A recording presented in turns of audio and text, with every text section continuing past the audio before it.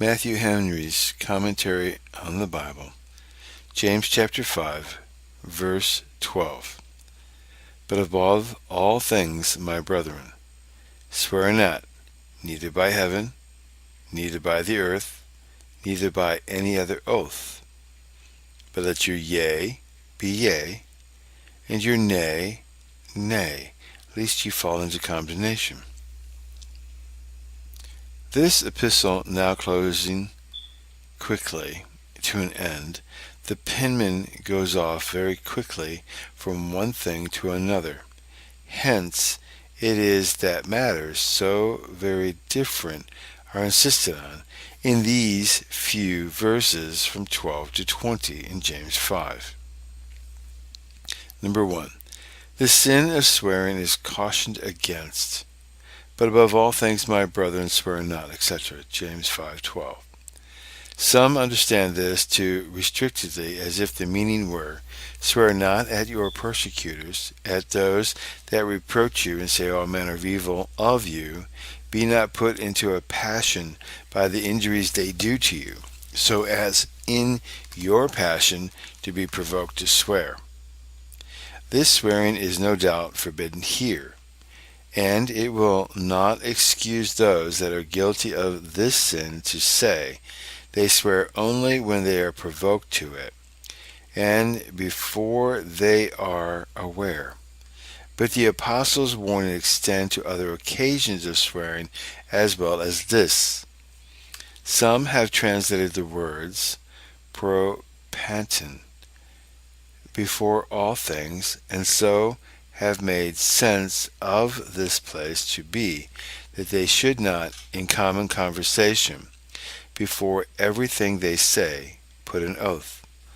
All customary needless swearing is doubtlessly forbidden, and all along in Scripture condemned as a very grievous sin. Profane swearing was very customary among the Jews, and since this epistle is directed in general to the 12 tribes scattered abroad, as before has been observed, we may conceive this exhortation sent to those who believed not.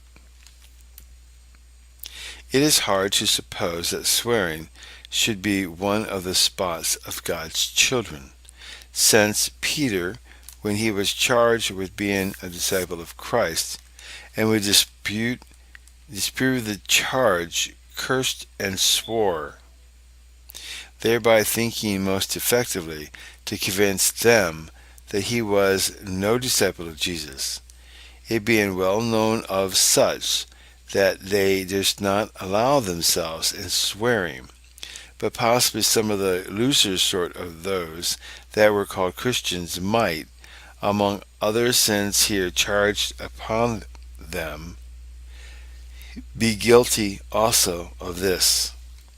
It is a sin that in latter years has most scandalously prevailed, even among those who would be thought above all others entitled to the Christian name and privileges. It is very rare indeed to hear of a dissenter from the Church of England who is guilty of swearing, but among those who glory in their being of the established church, nothing is more common, and indeed the most execrable oaths and curses now daily wound the ears and hearts of all serious Christians. James here says, number 1, above all things swear not, but how many are there who mind this the least of all things, and who make light of nothing so much as common profane swearing. But why above all things is swearing here forbidden? 1. Because it strikes most dearly at the honor of God, and most expressively throws contempt upon his name and authority. 2. Because this sin has, of all sins, the least temptation to it. It is not gain, nor pleasure, nor reputation, that can move men to it, but a wantonness in sinning, and a needless showing an enmity to God. Thy enemies take thy name in vain. Psalms 139, verse 20.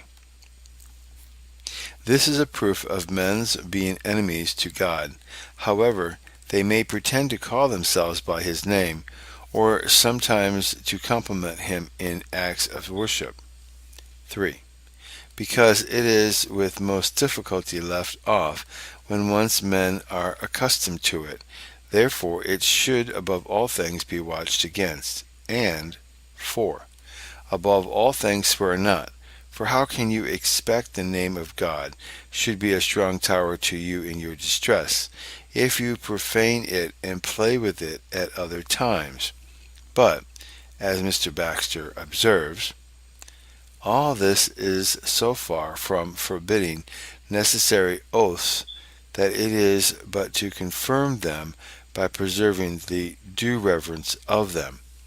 And then he further notes that the true nature of an oath is, by our speech, to pawn the reputation of some certain or great thing for the averring of a doubted less thing, and not, as is commonly held, an appeal to God or other judge.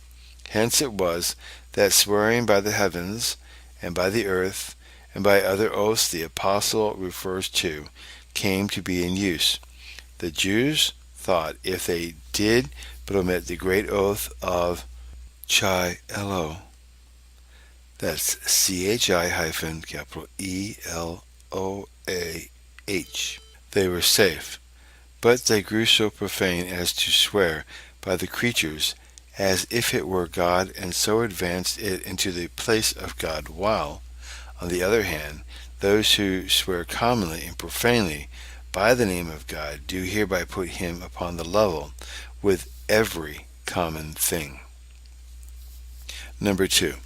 But let your yea be yea, and your nay, nay, lest you fall into condemnation. That is, let it suffice you to affirm or deny a thing as there is occasion, and be sure to stand to your word, and be light to it, so as to give no occasion for your being suspected of falsehood, and then you will be kept from the condemnation of backing what you say or promise by rash oaths, and from profaning the name of God to justify yourselves. It is being suspected of falsehood that leads men to swearing. Let it be known that you keep to truth, and are firm to your word, and by this means you will find there is no need to swear to what you say. Thus shall you escape the condemnation which is expressly annexed by the third commandment. The Lord will not hold him guiltless that taketh his name in vain. This ends Matthew Henry's commentary on James chapter 5, verse 12.